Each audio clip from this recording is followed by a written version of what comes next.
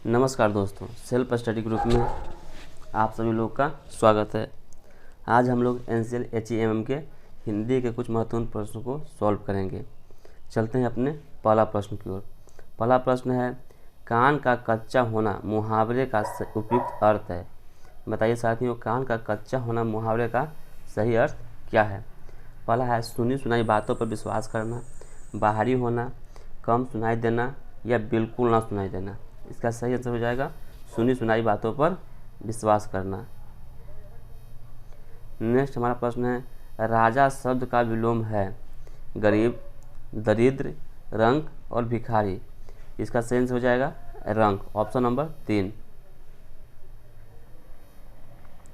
बीजक के रचनाकार हैं, बीजक एक पुस्तक है, उसके रचनाकार कौन है। पहला है कबीरदास, दूसरा तुलसीदास, तीसरा रहीमदास, चौथा सूरदास। इसका सही आंसर क्या होना चाहिए। इसका सही आंसर चाहिए कबीरदास। कबीरदास जो हैं बीजक के रचनाकार हैं।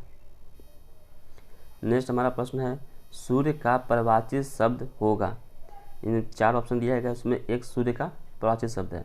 पहला है आदित्य, दूसरा है वास्तविक, तीसरा है प्राकृतिक, चौथा है शशि। इसका सही आंसर हो जाएगा आदित्य। आदित्य जो है सूर्य का परिभाषित शब्द है। गुरु के समीप रहकर अध्ययन करने वाला व्यक्ति को क्या कहा जाता है। देखिए साथियों, क्या कहा जाता है उसको, उसे कहा जाता है अंतेवासी। जो हॉस्टल में रहकर अध्ययन करता है, जो गुरु के समीप रहकर अध्ययन करता है, उसे अंतेवासी कहा जाता है। नेक्स्ट हमारा प्रश्न है, आकाश का विलोम शब्द होगा। बताइए साथियों, आकाश का विलोम शब्द क्या होगा। पहला है धरती, नागलोक, पाताल, समुद्र। इसका सही हो जाएगा पाताल। आकाश का जो विलोम शब्द जो है वो पाताल होता है। घुटना टेकरा मुहावरा का सही अर्थ होगा। पहला है घुटने में दर्द होना, दुखी होना, हार मान लेना, चौथा है विजय प्राप्त कर लेना। इसका सही हो जाएगा हार मान लेना। अंधेरी नगरी के रचनाकार हैं। देखिए पहला ऑप्शन है भारतेंदु, दूसरा है बिहारी लाल, तीसरा है तुलसीदास, चौथा है महादेवी मीना। भारतेंदु हरिश्चंद्र जो हैं अंधेरी नगरी के रचनाकार हैं। फिर है 9वां क्वेश्चन है आपका, सूर्य का परिभाषित शब्द नहीं होगा। ये 4 ऑप्शन दिया गया है, जिसमें एक सूर्य का परिभाषित शब्द नहीं है। पहला ऑप्शन है दिनकर, दिवाकर, भास्कर और कुंज। जो कुंज जो है ये सूर्य का परिभाषित शब्द नहीं है। कुंज जो परिभाषित शब्द है वो है आवास का, घर का। नेक्स्ट हमारा प्रश्न है, सुगुण का विलोम शब्द है। बताइए साथियों, सुगुण का विलोम शब्द होगा। पहला ऑप्शन है अवगुण, अवगुण, दुर्गुण और निर्गुण। क्या होगा, ये हो जाएगा निर्गुण। सुगुण का विलोम शब्द जो है वो है निर्गुण। नेक्स्ट हमारा है आग का परिभाषित शब्द है। पहला देखिए हुतासन, आदित्य, अंबुज और सदन। इसका सही आंसर हो जाएगा हुतासन। हुतासन जो शब्द है आग का परिभाषित शब्द है, बाकी आग का परिभाषित शब्द नहीं है। नेक्स्ट आपका प्रश्न है, अकल पर पत्थर पड़ना मुहावरे का सही अर्थ है। बताइए, अकल पर पत्थर पड़ना मुहावरे का सही अर्थ है मूर्ख बन जाना, अपमानजनक बात करना, बुद्धि भ्रष्ट हो जाना, आराम करना।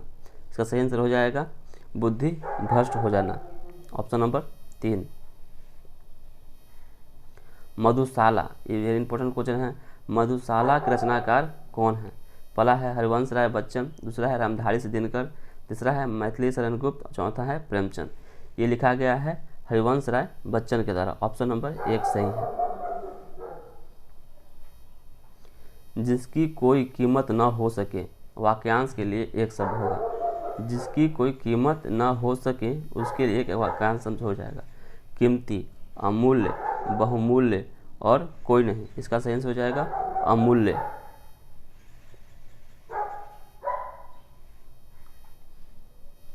चलते हैं नेक्स्ट प्रश्न के ऊपर है, आंसू के रचनाकार हैं। ये भी वेरी इंपॉर्टेंट क्वेश्चन है। ये सारे जो बुक हैं ये सारे किसी न किसी एग्जाम में पूछ जाते हैं। पहला है रामचंद्र शुक्ल, जयशंकर प्रसाद, निराला और मोहन राकेश।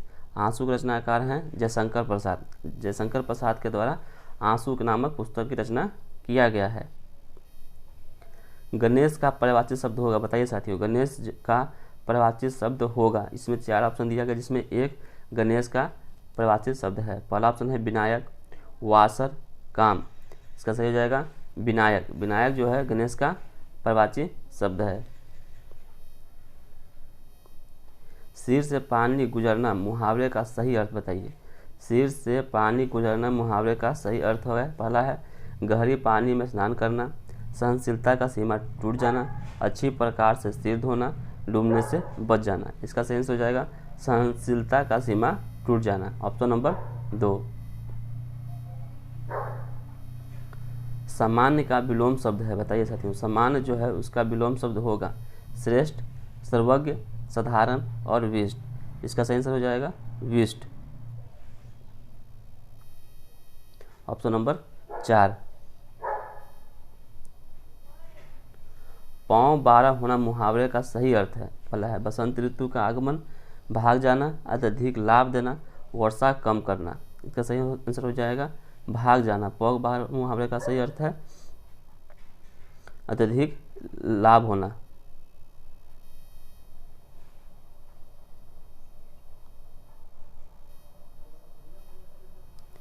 जिसके पेट में माँ ने रस्सी बांध दी हो उसे कहते हैं। जिसके पेट में माँ ने रस्सी बांध दी हो उसे कहते हैं दामाद, दामा, अनुचर, दामोदर। उसे कहते हैं दामोदर।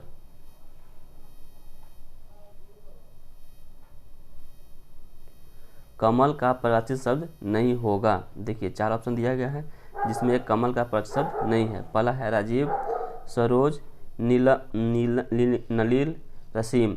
इसका सही हो जाएगा रसीम जो है वो कमल का परिभाषित शब्द नहीं है। जिसके पूर्व से कोई आशा न हो उसके लिए एक शब्द होगा प्रत्याशित, अप्रत्याशित, अप्रत्याशित और तीसरा है अप्रत्याशित। इसका क्या होना चाहिए? इसका सही आंसर हो जाएगा 22, इसका 4, ऑप्शन नंबर अप्रत्याशित। इस प्रकार से लिखा जाएगा। ऑप्शन नंबर जो है इसमें 4 अप्रत्याशित, 3 अप्रत्याशित, 1 प्रत्याशित है, लेकिन 4 नंबर जो ऑप्शन है वो सही लिखा गया है, बाकी 3 गलत है। गुण का विलोम शब्द होगा, बताइए। पहला है दोष, गुण, गुना, गृहस्थ। इसका सही हो जाएगा गुण का विलोम शब्द क्या होता है? दोष। कामायनी के लेखक कौन है? कामायनी, आंसू और लहर, ये पुस्तक जो है ये जयशंकर प्रसाद के द्वारा लिखा गया है, यानी कि ऑप्शन नंबर 3 सही होगा।